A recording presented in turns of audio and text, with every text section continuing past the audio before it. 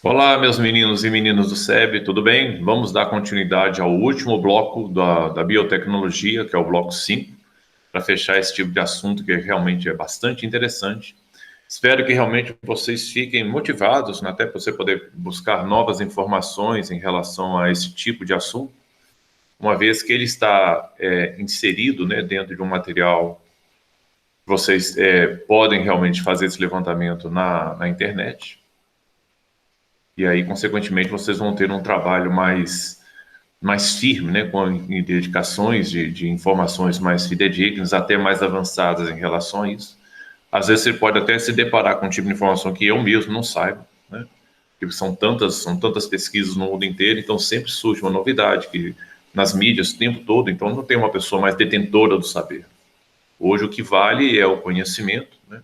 É a curiosidade inerente a cada um de vocês e, consequentemente, uma parte também que é interessante que vocês tenham é sempre procurar saber a fonte, para não receber informações que são deturpadas, né? Então, cuidados com os comentários, né, em relação a isso, principalmente quando as coisas são novas, que às vezes a pessoa emite uma informação que não é informação fidedigna, né, confiável. Então, você sempre mantém aquele espírito da segunda grande competência que vocês têm que ter para o resto da vida, sejam céticos, né? Quer dizer, você não deve acreditar em tudo que vê e aquilo vê assim pela mídia, né? Ou então aquilo que realmente você vê, lê a parte da formação, não, porque está havendo uma superficialidade nociva, né, na população. As pessoas não estão dando mais tempo para ler mais aprofundamento. Ele só está pegando a ponta da coisa e já se acha doutor no assunto. E não é assim que é feito o conhecimento. O conhecimento é debruçar na informação, você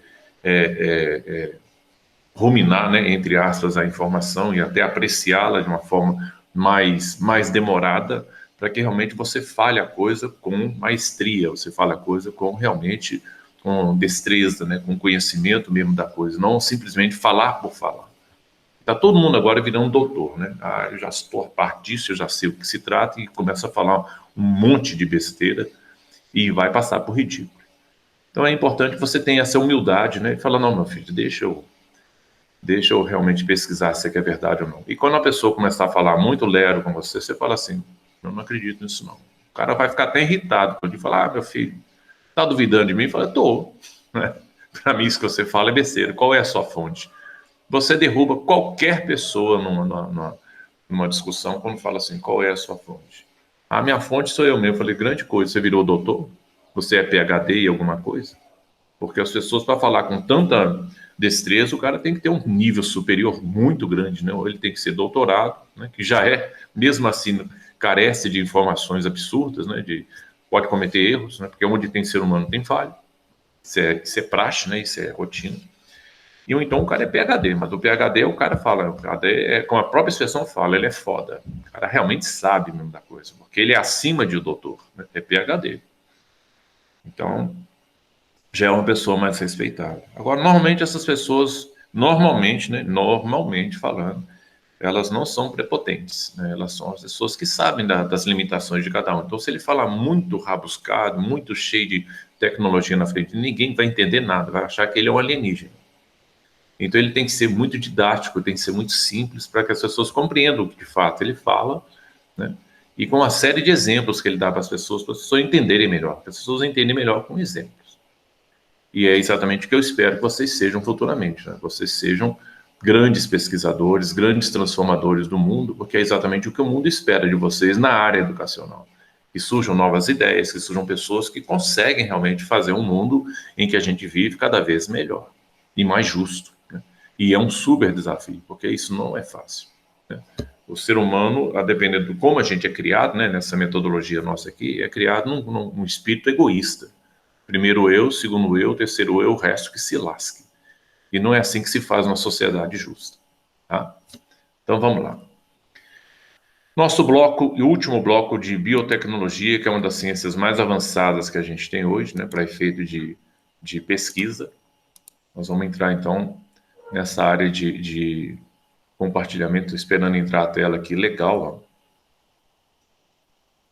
O compartilhamento de informações e vamos entrar na parte mais delicada da biotecnologia, que é a sua aplicabilidade em mamíferos e principalmente em seres humanos. Tá?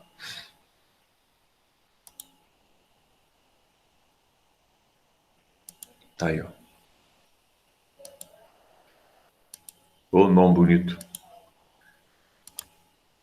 Então vamos começar a ver, dando aquela mesma ênfase que nós vimos no bloco 4, o início das aplicações diversas que a biotecnologia tem, e agora nós vamos ver a biotecnologia, a aplicabilidade dentro dos mamíferos e principalmente no ser humano. O que pode resultar, né, desse tipo de pesquisa muito avançada dentro da área de genética, e é uma especialização da genética e a biotecnologia.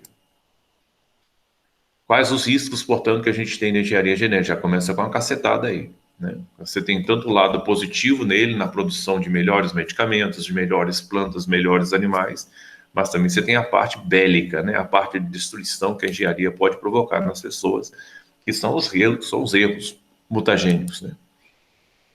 Então, dentro disso aí, ó, tá vendo? Você tem uma configuração, né, de você criar plantas, né, alimentos que são mutantes que podem provocar problemas de saúde na pessoa. Primeiro que o tempo de pesquisa para a liberação dos organismos geneticamente modificados está muito curto. A necessidade de ganhar dinheiro mais rápido está se livrando, está se colocando no mercado um produto que ainda carecia de mais tempo, né, de observação para verificar se ele oferece risco ou não à população. Então, às vezes, é como fala, o dinheiro está falando mais rápido do que o bom senso, né? Se você for colocar isso numa esfera de discussão. Porque o pessoal sabe que os recursos que são utilizados para isso são caros e você tem que ter um retorno para que realmente seja compensadora essa pesquisa. Mas ela não pode ser leviana a tal ponto de ultrapassar um prazo de segurança que é colocado para isso. É a mesma coisa com relação às vacinas, né? As vacinas, por exemplo, nós batemos um recorde na fabricação da Covid, né? Que normalmente o tempo de vacina para liberar são 5 anos. Mas se você esperar 5 anos para vacinar, meu filho, muita gente vai morrer. Então a gente, nessa pressa, né, que é uma pressa que foi necessária e crucial, né, criou-se uma vacina em pouco tempo. Em um ano de pesquisa, basicamente, já estavam lançando as vacinas aí para defender a população. Aí surgiram vários tipos. De todas elas, eu acredito muito na vacina de origem brasileira, que também está aí passando por aquelas etapas, né, de aceitação, de pesquisa, de ver os grupos controles, para depois passar. Porque ele tem todo um lote de vírus que estão circulante no país. Não é vírus internacional, mas é vírus que vem no país que tem o mesmo tipo de resposta, talvez com muito mais eficácia do que o que está de fora aí, que já foi discutido no bloco 4 para vocês aí, os cuidados que a gente tem que ter.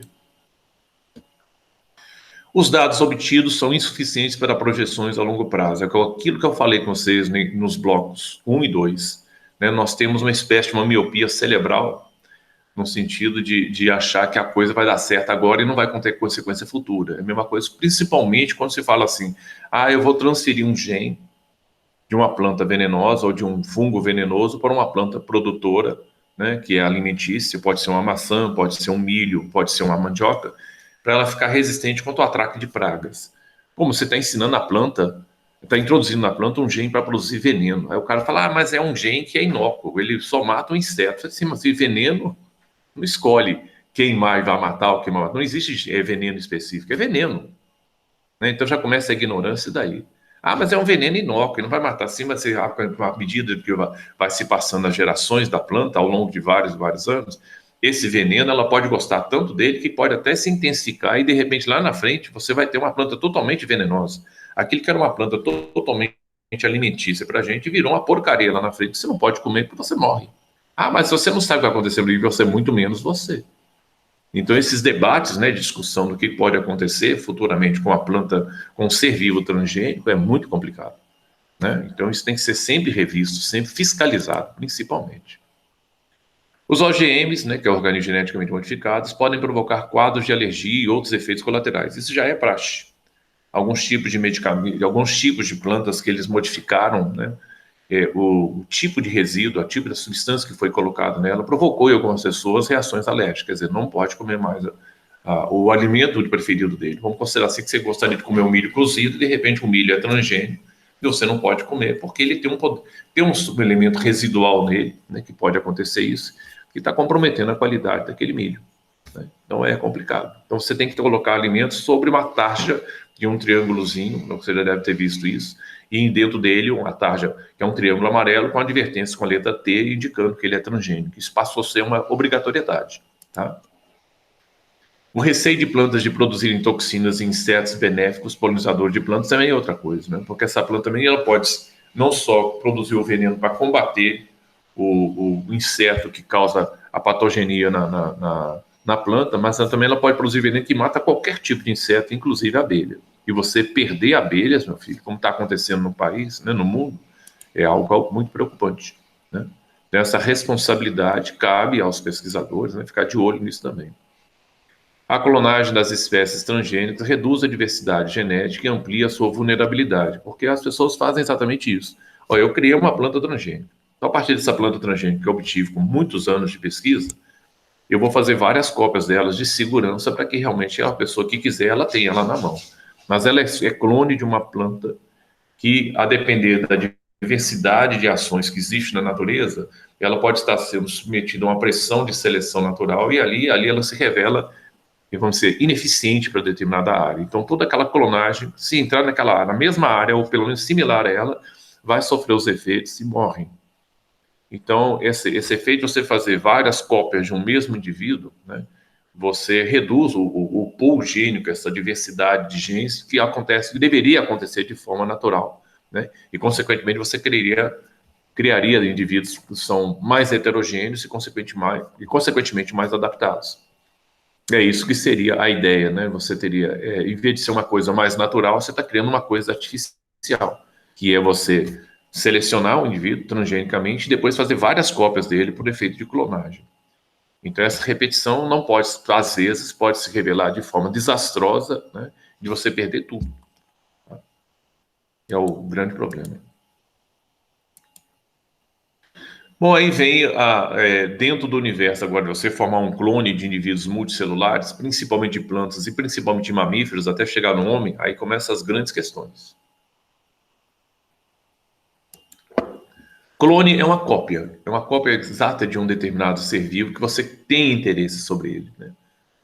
Repare de novo a palavra, você tem interesse sobre ele, você não quer que ele desapareça. Vamos considerar lá que você tem um determinado tipo de galinha que com capacidade de produzir ovos é uma coisa impressionante. Então seria muito bom se tivesse uma condição de galinhas com a mesma propriedade genética daquela galinha ali. Então você vai tentar fazer cópias dela. Isso é clonar, tá? Mas se essa galinha mais para frente ela se revelar com uma doença degenerativa, todas aquelas cópias também sofrerão a mesma doença degenerativa, porque são cópias dela. Então você perde tudo. Esse é o problema do clone, né? Existe na natureza manifestações de clones? Existe. A manifestação de clone que você tem na natureza humana é exatamente o indivíduo que é gêmeo idêntico. Ele é um cópia do outro. Isso é clonar, tá? A mesma coisa como você tem lá. Você tem, por exemplo, os talos de mandioca, né, reprodução por cisparidade e regeneração dos indivíduos que são unicelulares, e os gêmeos monozigóticos, que são chamados gêmeos idênticos, ou gêmeos univitelínicos, tá? Não é possível, de forma natural, gerarmos clones de animais. De forma natural, não. Tá? Quais os tipos de clonagem que utiliza? Então, eles vão ser 3 tipos, vão ser apresentados aqui para vocês. O efeito de um clone bastante interessante, que é usado nos vestibulares de forma acirrada, né? É o elemento mais, vamos dizer assim, solicitado nos vestibulares, é isso. A produção, por exemplo, da ovelha Dolly, né? Que você já deve ter ouvido falar nessa reportagem aqui. Ele tirou das glândulas mamárias de uma ovelha A, né, tirou a parte da célula da ovelha mamária e tirou o núcleo dela. E usou uma segunda ovelha em que usou dela um ovócito, um óvulo dela. Então, o núcleo desse óvulo foi jogado fora e implantou o núcleo da glândula mamária, né, dessa ovelha A aqui, na ovelha 2. E aqui depois ele foi submetido a um choque elétrico de estimulação, que é um recurso usado em laboratório para estimular a pega, né, vamos assim dizer, de aceitação entre o óvulo implantado entre o núcleo implantado e o óvulo, né, e depois esse material foi deixado no meio de cultura para ele poder se multiplicar, formando um embriãozinho, né, na formação de módulo. Depois que esse material que se multiplicou no meio, ele vai ser usado no implante de uma terceira ovelha, a chamada mãe de aluguel. Ela está receptiva para poder gerar uma criança, então se implanta dentro dela, e depois, quando desenvolve e nasce a cria, essa cria é exatamente igual a primeira que gerou, né, do núcleo que foi retirado da glândula mamária dela. Né? Então, isso aqui é clone dessa. Mas você vai ver que esse clone daqui também não é 100% dela, porque existe material genético de DNA, né, num óvulo dessa ovelha 2 que está presente na mitocôndria e causam efeitos colaterais, tá? Vamos dizer assim, se tiver problemas, vai causar efeitos colaterais nessa ovelha aqui, como de fato acontece.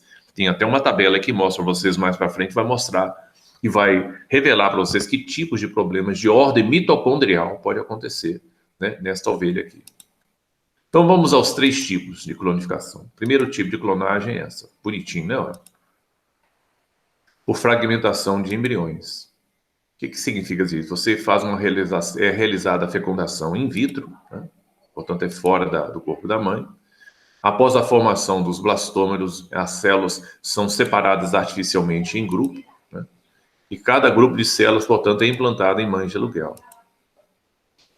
E depois você aguarda o tempo gestacional de cada um. Então você tem um clone bonitinho aqui, tá vendo? Tem até uma resenha que o cara diz, santo tamanho de Deus, eu fui clonado, usar um bonequinho que tem a mesma cara do outro, bochechuda, aquela coisa toda, né?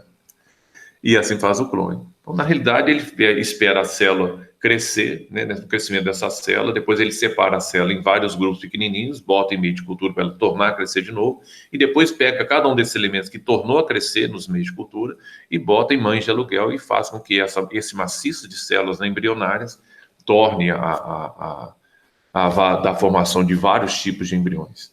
Isso é chamada clonagem, que é essa cópia, né, por fragmentação do embrião. Então, tá aí de boa. Segundo tipo de clonagem é a partir de células somáticas. Essa é um pouco mais sofisticada, mas é o caso mais famoso de uma clonagem por célula somática, a ovelha Dolly. Tá? E é aquilo que eu falei com vocês, ó. Utilizaram-se 3 ovelhas. Uma ovelha doadora do núcleo, uma ovelha doadora do ovócito, né? E uma ovelha que é chamada mãe de aluguel.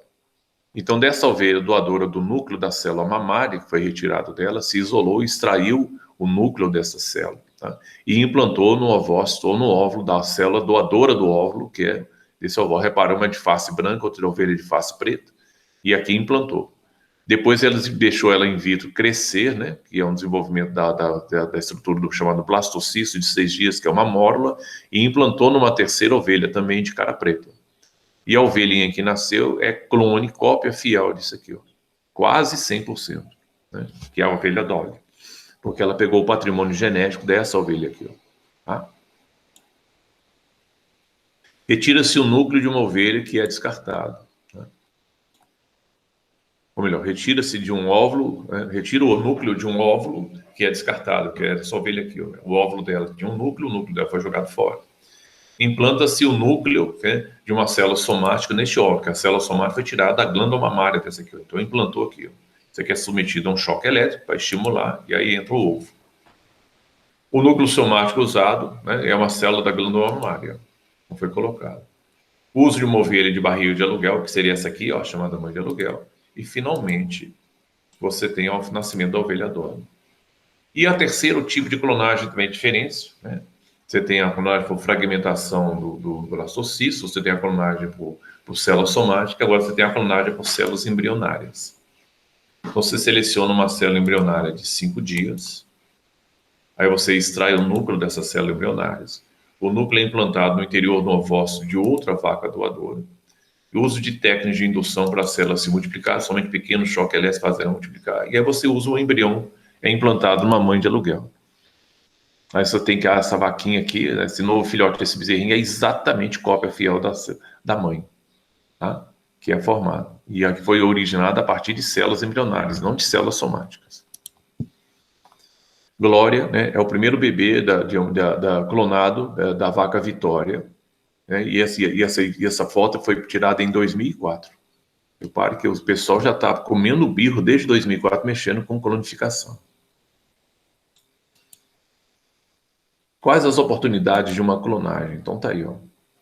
A produção de plantas por cultura in vitro, né, da clonagem. Repara que eu tenho uma planta altamente produtora de tubérculos de batata, eu quero que essa planta continue, né, multiplicar para mim, porque eu sei que ela é altamente rentável na produção.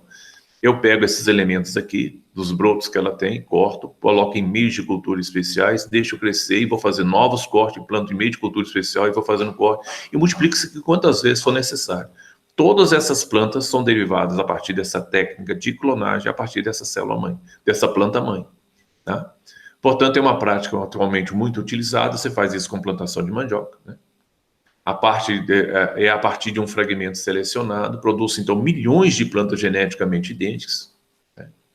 O rendimento, portanto, é muito elevado e o produto final é robusto e livre de doenças, porque vem dentro de uma seleção de laboratório. A recuperação de animais ameaçados de extinção também pode passar por clonagem. Ele pega determinadas espécies, faz com que ele se multiplique artificialmente dentro do laboratório e depois você solta no meio ambiente. Produção de órgãos de mamíferos clonados em humanos também é bem interessante, né? Você pode fazer cópias de órgãos do próprio indivíduo, né? E fazer com que fique como se fosse uma espécie de um banco de uma concessionária, né? Vamos dizer, caso eu tenho meu fígado está pifando, então você tem lá, ele faz uma cópia do seu fígado e depois te vende. Ah, meu rim não está funcionando direito, então você faz uma cópia do seu rim e te vende para você continuar funcionando de boa.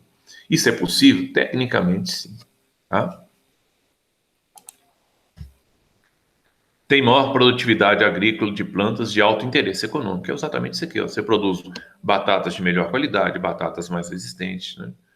Você produz milho, você pode produzir soja, você pode produzir qualquer tipo de ideia alimentar que você tem através desse recurso de clonificação, né? Você mantém uma espécie que é altamente produtora. Repare que o processo de clonificação não é transgênico. Não se trata de planta transgênica. Trata-se de você pegar uma planta de interesse seu e multiplicá-la várias vezes para manter esse mesmo indivíduo, né, que é cópia dele mesmo. Aqui você não está lidando com implantes de um gene de espécie diferente entre eles. Não se trata de um ser transgênico. Tá? Cuidado para você não fazer essa confusão aí. E clonar é simplesmente copiar o indivíduo do seu interesse. Então, aqui, ó, um gene humano clonado na ovelha Polly, né? Repare o que ele fez aqui. A clonagem poderá produzir um leite contendo uma proteína que permite tratar um quadro de hemofilia. Que coisa interessante. Ó. Da ovelha A, uma célula do feto, portanto, dela é retirada. Aí foi extraído do homem, né, um gene para a produção de insulina humana. O gene humano, não com fator 9 anticoagulante para combater a hemofilia, foi introduzido, então, na produção do leite acilíaco. Mas como que faz isso? Ó? O gene resiste, né, a um determinado tipo de antibiótico que é colocado, faz com que haja implante desse tipo desse óvulo, dessa ovelha A, implantado com um gene humano para a produção do fator de coagulação, né, que é contra a hemofilia. Então ele cresce in vitro. Depois esse material ele é colocado no antibiótico, é adicionado para identificar a célula resistente ao gene, porque nesse sistema de crescimento das células, né, do óvulo in vitro, pode crescer células que não têm um gene incorporado humano e outros que têm um gene incorporado humano. O gene incorporado humano também foi adicionado a ele um tipo de um gene que é resistente ao antibiótico, que ele vai matar as células. Então, por exemplo, as células que não têm o gene insulina humano e mais o gene antibiótico resistente, tá? Eles vão morrer todas. E aquela que tem o gene de insulina humano e mais o gene de resistência ao antibiótico vão permanecer vivas. É essa que eu quero. Eu reparo que aqui eu matei um grupo de células que não aceitaram o implante e só ficou as células que sofreram o implante. Portanto, eu extraio o óvulo não fecundado de outra ovelha, tiro o núcleo daqui, implanto e utilizo ovelhas que são mães de aluguel e consigo fabricar a ovelha Polly, que contém um material dentro dela também humano e quando ela se tratar de uma ovelha feminina, quando ela começar a produzir o leite dela vai ter componentes, né, do fator de anticoagulação de interesse humano para combater quadros de hemofilia. Tá? Que isso aí que realmente é a parte mais legal que você tem dessa história aí, numa velocidade muito grande. Aplicada a seres humanos, a clonagem seria basicamente assim, grosseiramente falando. Como é que seria um resumão disso aqui? Ó? Eu tenho uma mulher de interesse que eu quero nela aqui. Ó. Ou então você pode imaginar um homem de interesse que você quer, bonito, aquela coisa toda. Eu pego dessa mulher aqui, por exemplo, que eu quero que reproduza o quadro dela, né? A colheita de uma célula do mamilo dela, tiro do mamilo. Aí a célula que eu tirei do mamilo dela, eu jogo a célula fora e só fico com o núcleo que tem a programação genética dessa mulher aqui.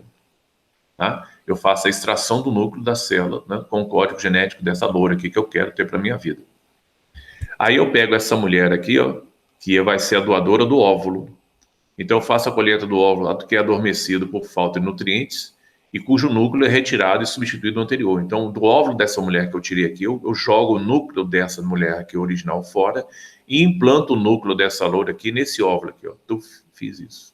Aí depois esse material aqui, que tem a célula, a programação genética desta mulher, no óvulo desta mulher, ele é submetido a uma descarga elétrica, tá vendo? A membrana do óvulo é submetida a uma descarga elétrica, que é de controle laboratório, eles que sabem essa descarga elétrica. Não é chegar lá na tomada e achar de ligar, isso é outra coisa, né?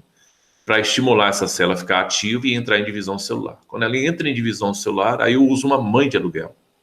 Eu pego uma mulher que é receptiva ao ovo e essa mulher vai gestar o embrião modificado que eu tenho aqui e o resultado disso é que vai nascer a criança com a mesma programação genética dessa mulher aqui. Ó. Então você vai ter tecnicamente uma loura eterna na sua vida. E você pode repetir isso várias vezes se você quiser, tá? Ao longo do processo. Seria aí essa historinha, vamos assim dizer, né? Então você imagina uma mulher que é doidona, ela chega e fala assim, não, eu vou querer uma maluca, né? Ricaça. Vamos considerar que nesse tempo aí, você tem um artista de cinema, um cantor da sua vida, você chega lá, arranca o cabelo do bicho, e no cabelo do bicho você tem a célula, né, de origem, você tira dessa célula de origem dele o núcleo da programação do indivíduo, paga-se uma filha de uma mulher para tirar o óvulo dela, implanta o núcleo do artista que você tirou nesse indivíduo aqui, aí faz uma aplicação de laboratório, usa uma mãe de aluguel e você vai ter o artista na casa de vocês. A mesma cópia, tá? Seria esse efeito maluco que poderia acontecer aí. Bom, mas aí é fácil? Não, tem problemas. Aí vamos ver os probleminhas que vão surgir aí. Ó. Você tem a diminuição do pool gênico de uma população, se todo mundo quiser imitar o que ter de oferta no mercado, para ficar bonitinho, para achar que tem o mesmo indivíduo em casa, tá? Isso vai virar uma praga. Né? Porque se a pessoa só apelar para uso de inseminação artificial, uso de clonagem dessa forma, você vai automaticamente diminuir a variedade genética da população. Então, você tem uma diminuição do pool gênico. Dificuldade em clonar animais mais complexos como mamíferos. Sempre foi. Sempre tem detalhes aí que a pessoa não espera, porque já fizeram isso. Então, quando eles fizeram esse teste, o animal, em vez de viver de uma forma normal, ele envelhece de uma forma muito mais rápida do que o tempo normal de vida. Por exemplo, um indivíduo que foi clonado, né, dessa forma, aí, desse recurso foi colocado. Um indivíduo que tem um nascimento normal, os dois, quando chegam com 5 anos de vida, o indivíduo que foi clonado parece ter muito mais tempo, parece muito mais velho do que o indivíduo que já tem 5 anos de vida, que veio de uma fecundação normal. Isso ainda é o mistério de pesquisa para saber por que ele envelhece mais rápido. As células doadoras adultas parecem envelhecer mais rápido, é o caso da ovelha dócil. Provavelmente está vendo, provavelmente a pista aponta para esse recurso dentro do cromossoma chamado telômero. O telômero basicamente é um cromossoma de linha de tempo de vida. À medida que vai se passando os anos, esse telômero vai encurtando, né, que faz parte de cada divisão celular. E parece que é chamado pavio da vida, né? Esse pavio vai queimando, né, que é o telômero vai encurtando, e depois, consequentemente, o indivíduo envelhece mais rápido. A tal ponto que ele chega no ponto que não vai conseguir mais regenerar, então o indivíduo vai acabar morrendo. As pesquisas apontam para esse tipo de estrutura que é chamada de telômero. E também tem outra parte interessante disso aqui. O clone nunca foi puro, né? Não é exatamente cópia fiel e idêntica. Você tem um problema de troca nuclear que difere o DNA mitocondrial do ovócito que o recebe. Porque sempre quando você pega o núcleo de uma célula doadora, né, do patrimônio genético do indivíduo A, e passa para o óvulo do indivíduo B, no óvulo do indivíduo B, não significa dizer que todo o DNA é 100% do indivíduo doador. Porque você tem DNA presente na mitocôndria do indivíduo que doou o óvulo. Então ele não é um clone totalmente puro. Tá? E às vezes você tem problemas genéticos ligados em ordem mitocondrial, como você vai ver aqui no slide apresentado para vocês. Então repare que é exatamente esse esquema aqui, ó. E isso foi uma questão de vestibular. 4 ovelhas envolvidas. Você tem a ovelha A B e a C. A A, repare que foi retirada dela o núcleo, né, da parte da célula que é da glândula mamária dela, portanto é uma célula somática. E da ovelha B foi tirado o óvulo dela. Então, nesse óvulo dela, esse núcleo dela aqui é descartado, tá? E é implantado o núcleo dessa célula aqui, da célula somática, da glândula mamária dela aqui, ó. E foi, então, uma vez retirado, o núcleo foi implantado aqui e foi submetido a uma descarga elétrica. Depois, esse crescimento foi in vitro, né? com técnicas de oferta de nutrientes do ambiente para ele, para gerar, então, o crescimento de um embrião. E uma vez esse embrião crescendo aqui na forma de uma mora, ele é implantado numa mãe de aluguel, uma terceira ovelha utilizada. E depois, no processo gestacional, nasce a ovelhinha, que é chamada de ovelha Dolly, que tem o mesmo patrimônio genético da mãe, tá? Mas tem as mitocôndrias da ovelha, que é a doadora do óvulo, tá? Presente naquilo que é as mitocôndrias dela que contém DNA. Tá? Então, ela não é um clone 100% dessa aqui. É 98%, 98, 99% igual a essa, mas tem 1% dessa aqui, presente nas mitocôndrias. Tá lá, ó. Aqui revela que dentro do material genético dela, na parte do citoplasma, estão presentes as mitocôndrias. E as mitocôndrias têm vários anéis, que esses anéis são anéis de DNA, próprio da ovelha B e não da ovelha A. Tá? Que tipo de doenças, portanto, podem ser causadas pelo DNA mitocondrial? Para fechar a nossa aula, você tem o mal de Alzheimer, perda progressiva da capacidade de raciocínio cognitivo, oftalmoplegia progressiva, quer dizer, a pessoa tem uma cegueira dos músculos que movimentam o globo ocular, tem diabetes mellitus, tem distonia, que é movimento anormal devido à rigidez muscular, frequentemente acompanhada com a degeneração do cânio basal do encéfalo, a pessoa tem dificuldade de coordenação motora, tem assassino de Kearns-Sayre, tem assassino de Lyme, né?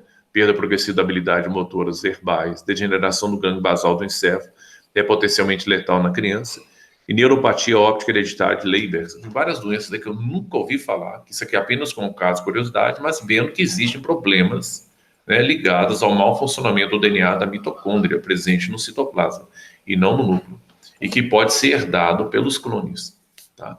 Esse efeito aí. Então aí só tem bagaceira, como tem o macaquinho, ó. Só tem doença realmente muito grave aí.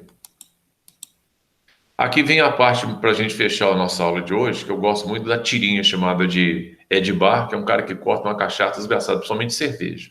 Né? E ele toda hora entra em conflito com a mulher dele, ou então com a sogra. Olha aqui, ó. Ele já entra em casa bebaço, né? O cara é muito, muito bonito, né, de se ver, ó. Eu quero que você prepare um jantar dos deuses. Quando eu terminar, eu espero que é uma sobremesa divina. Depois no jantar, você vai me fazer um uísque. Quando eu terminar o banho, adivinha quem vai ver, quem é que vai me vestir e pentear. Quer dizer, fez a mulher dele uma escrava, né?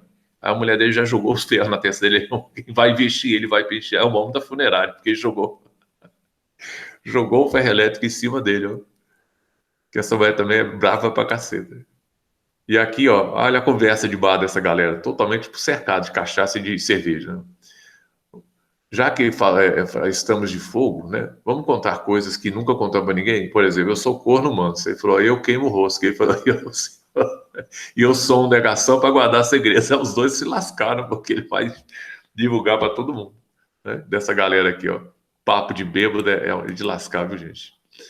Tá aí, meus meninos e minhas meninas, fechando o bloco, né, com chave de ouro aí com relação à parte engraçada aí, que vira de mexe, a gente tem esses slides, vou ter, ó, fazer essas apresentações de humor aí, pra gente ficar mais contente da vida. Espero que realmente vocês tenham gostado muito dessa apresentação da gente, a respeito desse assunto de biotecnologia.